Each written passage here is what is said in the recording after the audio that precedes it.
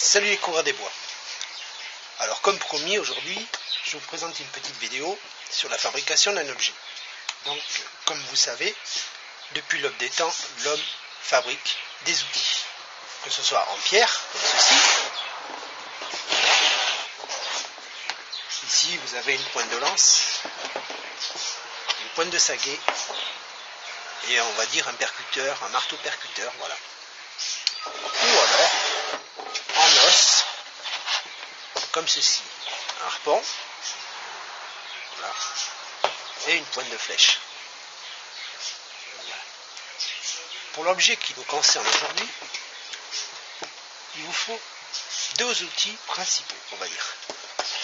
Un bon cutter, voilà, un stylo, et normalement une règle. Dans un morceau de carton, comme ceci, un peu rigide, d'environ 2 mm d'épaisseur, taillez ce type de forme. Voyez. Une fois que cela est fait,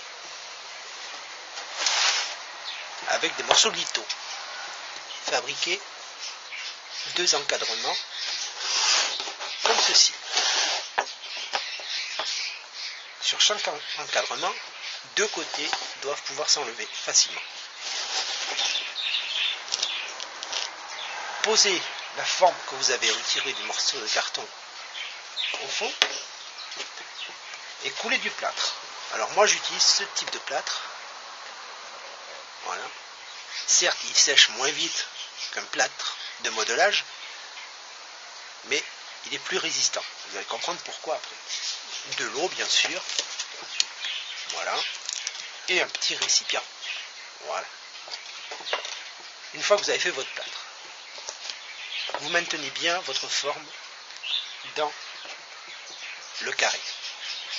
Une fois que c'est fait, vos morceaux de plâtre, vous laissez bien sécher par contre, et vous obtenez sur un moule simple ceci.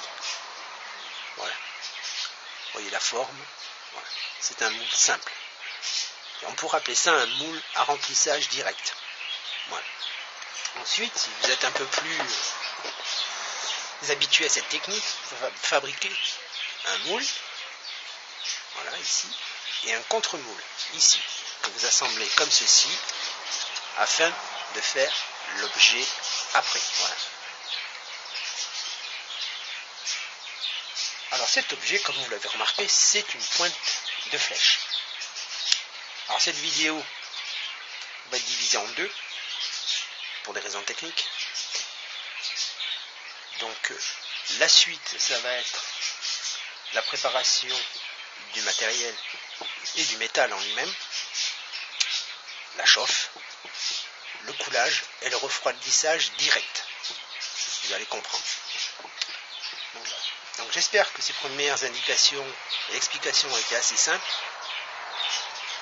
Il y a longtemps que je pratique ce type de choses, on va dire. Moi, mon préféré, bien sûr, c'est le double moulage. Voilà. Pour l'instant, je vous laisse. Je prépare le matériel qu'il faut. Et nous reprendrons nos petites explications. À plus tard.